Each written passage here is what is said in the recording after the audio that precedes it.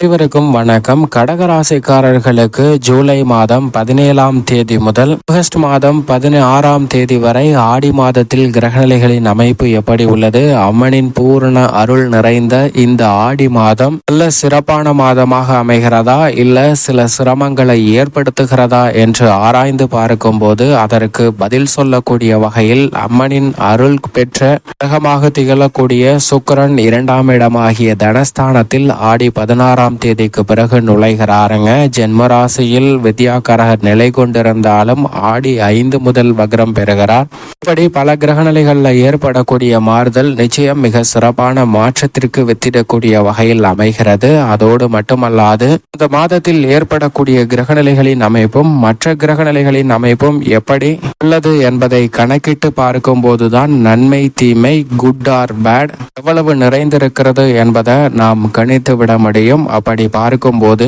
இந்த ஆடி மாதத்தை பொறுத்த வரைக்கும் 65 80% வரைக்கும் நன்மை நிறைந்த மாதமாக இந்த ஆடி மாதம் கடகராசிக்காரர்களுக்கு அமைவதற்கான சூழல் உண்டு. ஆனால் அதே சமயம் 20% 35% வரை சற்று சிரமங்களை சந்திப்பதற்கான வாய்ப்பும் உள்ளது என்பதை கிரகநிலைகள் தெளிவாக உறுதிப்படுத்துகிறது. ஏனென்றால் நன்மையை அள்ளி கொடுக்கக்கூடிய வலுவான அமைப்பில் ராசியின் உச்ச அதிபதியாக இருக்கக்கூடிய குரு லாபஸ்தானத்தில் நிலை கொண்டிருக்கிறாருங்க. அவருடன் மங்களக்காரகரான செவ்வாயும் லாபஸ்தானத்தை இந்த ஆடி மாதம் முழுவதும் வலுப்படுத்துகிறார். குரு மங்கள யோகம் நிறைந்து கிடைப்பதோடு மட்டுமல்லாது பல்வேறு வகையில அதிரடியான மாற்றங்களும் முன்னேற்ற வாய்ப்புகளும் நிறைந்து பெறுவதற்கான சூழல் லாபஸ்தானத்தில் நிலை கொண்டிருக்கக்கூடிய குரு மற்றும் செவ்வாயின் அமைப்பால் உண்டு. அதே போன்று நிழல் கிரகமாக இருக்கக்கூடிய ராகு 9லும் கேது 3லும் வலுவாக வீற்றிருப்பது முன்னேற்றத்திற்கு முட்டுக்கட்டையிடக்கூடிய அனைத்து விதமான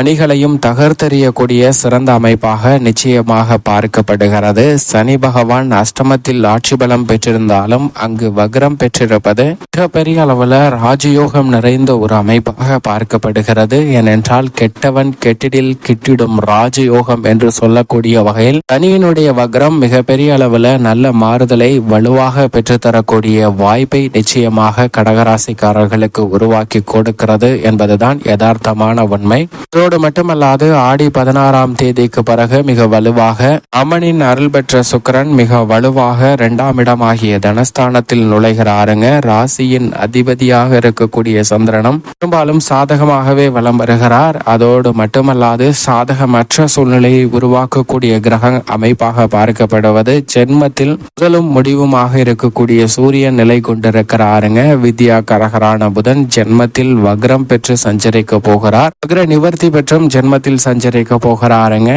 எனவே இந்த தருணத்துல இந்த கிரகநிலைகளின் அமைப்பு காரணமாக சற்று விழிப்புணர்வு என்பது நிச்சயமாக தேவை. சனி வக்ரம் பெற்றிருந்தாலும் கூட அஷ்டமத்தில் நிலை கொண்டிருக்கிறார் என்பதை மறந்துட வேண்டாம் என்பதையும் தெளிவாக உறுதிப்படுத்துகிறாருங்க. இப்படி நவ கிரகநிலைகளின் அமைப்பும் இருக்க பெரும்பாலும் இந்த ஆடி மாதம் நன்மை நிறைந்தவையா அல்லது தீமை நிறைந்தவையா என்று கேட்டால் நிச்சயம் கடகராசிக்காரர்களுக்கு நன்மை நிறைந்த ஒரு அமைப்பாக தான் பார்க்கப்படுகிறது. ஏனென்றால் குரு மங்கள யோகம் இந்த ஆடி மாதம் முழுவதுமே மிக வலுவாக கிடைக்கிறதுங்க. முழு சுபகிரகமான குருவும் ராசிக்கு சகாயமானவராக இருக்கக்கூடிய செவ்வாயும் இணைந்து லாபஸ்தானத்தில் குரு மங்கள யோகத்தை உறுதிப்படுத்துவதால் நீங்கள் எதிர்பார்க்கக்கூடிய பல்வேறு வகையான சுப நிகழ்வுகளை சிறப்பாக திட்டமிடலாம். புதிதாக அசையும் அசையா சொத்துக்கள் வாங்குவதற்கான யோகம் உண்டு. எந்த பணியை மேற்கொண்டாலும் கடகராசிக்காரர்கள் துணிந்து நம்பிக்கையுடன் செயல்படுவதற்கான வாய்ப்பு மிக வலுவாக நிறைந்து கிடைக்கக்கூடிய ஒரு தருணமாக பார்க்கப்படுகிறது. தன்னம்பிக்கை அதிகரிக்கக்கூடிய வகையிலும் உங்களுடைய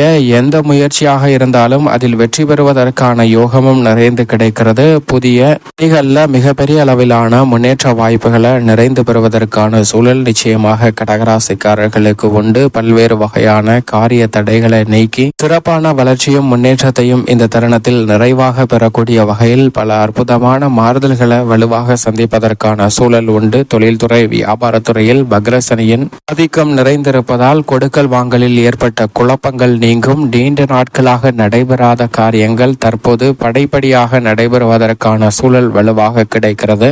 ஏக்க நிலையும் மந்த நிலையும் சந்தித்து வந்த பல்வேறு வகையான பணிகள் இனி பரபரப்பாகவும் விறுவிறுப்பாகவும் உற்சாகத்தோடும் செயல்படுத்துவதற்கான நல்ல வாய்ப்பு கிடைக்கிறது. தொழில் ரீதியாக சிறப்பான முன்னேற்றம் பெறக்கூடிய வகையில் அதிரடியான முன்னேற்ற வாய்ப்புகள் வலுவாக கிடைக்கிறது. அதாவது புதிய பதவிகள், புதிய பொறுப்புகள் உங்களை தேடி வருவதற்கான யோகம் உண்டு. தொழில் ரீதியாகவும் உத்தியோக ரீதியாகவும் இந்த தருணத்தில் நீங்கள் எதிர்பார்க்கக்கூடிய பல நல்ல மாறுதல்களை ஆடி பெருக்கு வருவதற்கு முன்னதாக சந்திப்பதற்கான சூழல் மிகவும் வலுவாக நிறைந்து கிடைக்கிறது என்பதை தெளிவாக கிரகநிலைகள் உறுதிப்படுத்துகின்றன. அதோடு மட்டுமல்லாது நிழல் கிரகமாக இருக்கக்கூடிய ராகு மற்றும் கேதுவின் பங்களிப்பும் கடகராசிக்காரர்களுக்கு எந்த காரியத்தை கையில் எடுத்தாலும் அவற்றை காரிய வெற்றி நிறைந்தவையாக மாற்றிக் கொடுக்கக்கூடிய சிறந்த அமைப்பாக பார்க்கப்படுகிறது. எனவே பல்வேறு வகையான தடைகள் நகர்த்தெறியப்பட்டு சிறப்பான வளர்ச்சியும் முன்னேற்றமும் நிறைந்து கிடைப்பதற்கான சூழல் வலுவாக கிடைக்கக்கூடிய ஒரு தருணமாக பார்க்கப்படுகிறது. வித்யா கரகரான புதன்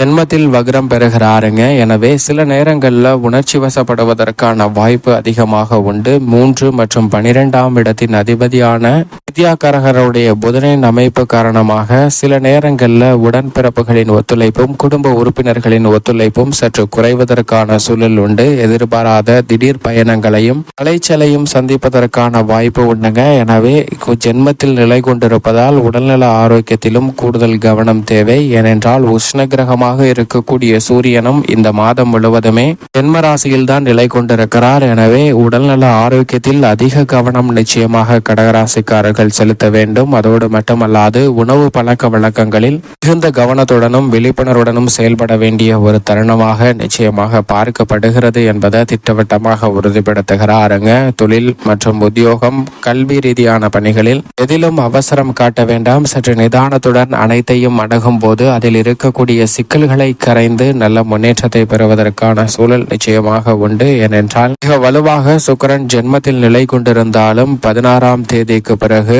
ஆகஸ்ட் 1ஆம் தேதிக்கு பிறகு 2ஆம் இடமாகிய தனஸ்தானத்தில் நுழைகிறார். சுக்கிரனினுடைய இந்த மாறுதல் பல்வேறு வகையில நல்ல வரவேற்கத்தக்க ஒரு சிறப்பான முன்னேற்றத்தை அள்ளி கொடுக்கக்கூடிய அமைப்பாக பார்க்கப்படுகிறது. கலைத்துறை ரீதியாக படிப்படியாக உங்களுக்கு எதிர்பார்க்கக்கூடிய அனைத்து வாய்ப்புகளும் வந்து சேரும். நல்ல முன்னேற்றம் பெறக்கூடிய வகையிலும் புதிய சொத்துக்கள் வாங்கக்கூடிய வகையிலும் சிறப்பான வளர்ச்சி உண்டு. அது மட்டுமல்லாது பொது வாழ்வில் இருப்பவர்களுக்கு மக்கள் மத்தியில் செல்வாக்கும் ஆதரவும் நிறைந்து கிடைக்கும். நீங்கள் எதிர்பார்த்த முன்னேற்றம் போட்டியின்றி வலுவாக கிடைப்பதற்கான சூழல் நிச்சயமாக உண்டு. உங்களுடைய திறமைக்கு அங்கீகாரம் கிடைக்கக்கூடிய வகையில் அனைத்து விதமான பணிகளிலும் நல்ல முன்னேற்ற வாய்ப்புகளையும் வெற்றி நிறைந்த ஒரு தருணமாக அமைப்பதற்கான சூழலும் நிச்சயமாக இந்த தருணத்தில் வலுவாக கிடைக்க போகிறது. பெண்மணிகள் திட்டமிடக்கூடிய காரியங்கள் அனைத்தும் அம்மனின் அருளால் எதிர்பார்த்தபடி சிறப்பாக அமைவதற்கான யோகமும் அதிர்ஷ்டமும் உங்களை தேடி வருகிறது என்பதில் சந்தேகமே இல்லை. மேலும் இந்த தருணத்தை சாதகமாக மாற்றிக்கொள்ள நிச்சயமாக